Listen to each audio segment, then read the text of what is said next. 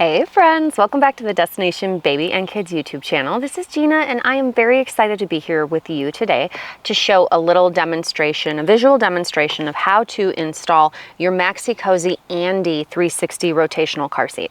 Now, this is the part of the video where I will say that my visual demonstration does not supersede the instruction manual. You need to read your car seat instruction manual, and you also need to have your vehicle manual on hand in case you have any additional questions that way. I am ultimately not responsible for the safety and well-being of your little. That is your job as primary caregiver, but pat yourself on the back for being here to learn about how to do this and have the visual guide along with your printed instructions. Okay, now that we've had our big disclaimer, let's launch into how to install this bad boy with a seatbelt.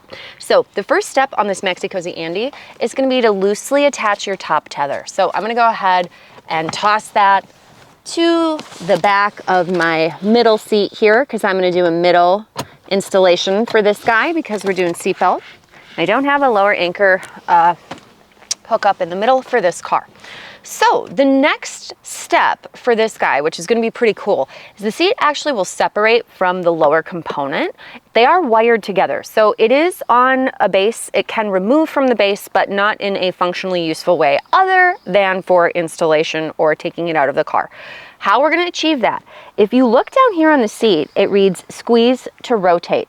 There's a black handle that's like a shiny plastic.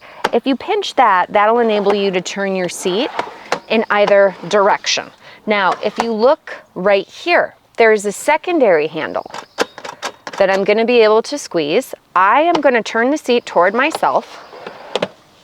It sort of stops, and there's an indicator here on the side that's blue, and I'm not sure if my camera guy can see it, but there's a little lock indicator and it shows that it's unlocked. When the seat is showing me unlocked and I pinch my handle and lift up, I'm going to be able to pull this guy off to the side, and it is wired right here onto the base. So that's what I was talking about earlier, little wires. We're not gonna like remove it fully, but just leave it sort of sitting like that. Now you will need space next to the seat for the seat to sort of lay so you can get at the lower portion of the seat. So just make sure that you've got the space to do that. Now, the next step is going to be opening the vehicle belt lock off. So that's this black handle here. I'm gonna squeeze it and pull that forward. And we're gonna see, for a trouble-free installation, use the vehicle belt, which is what we're gonna be doing. And we're gonna weave that belt over our vehicle belt path, which is this blue path here. So I'm gonna take my seat belt. I am going to pull it through this blue spot here, and there's gray buttons on both sides.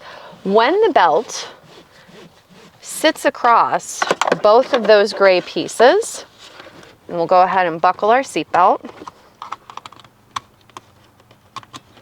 So we've got it sitting in there, set correctly, and then now I'm going to take my seatbelt and pull on the shoulder belt component just to shore up the extra slack, make it as tight as I can.